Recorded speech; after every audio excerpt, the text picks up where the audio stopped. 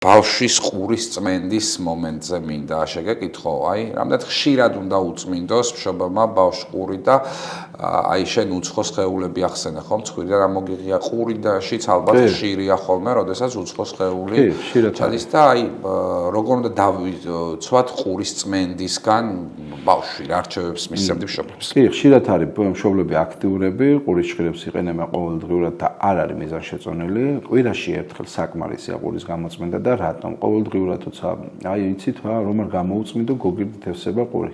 დიახ, რომ უწმინდა უსურვად მაგიტომ ევსება გოგირდით ყური და არა იმიტომ რომ არ გამოუწმინდა. დედის რძესავით არის როცა გამოწოვდა და ჩადგება. ნახეთ, როცა გარეთა სასმენ მილში ყურის ჭხირებს ვიყენებთ, იქ არის გოგირდის ჯირკვლები, რომლებსაც ვაღიზიანებთ და შესაბამისად უფრო პროდუქტიული ხდება. გოგირდს გამოყოფ. პირველი ორი კვირა ექნება ისევ შენარჩუნებულმა რომ შეწყვიტავ და შეამცირებ. მერე უკვე სამომავლოდ შეამცირებს ის. გოგირდს თავისი ფუნქცია აქვს, ბაქტერიოციდული კანის სიმშრალისგან იცავს და ბევრი ბაქტერიებისგან და ინფექციებისგან იცავს და ელასტიურობას უნარჩუნებს ხრტილოვან ყურის გარეთა, ხრტილოვან ნაწილსაც და თვითონ კანსაც. შესაბამისად ეს უნდა იყოს.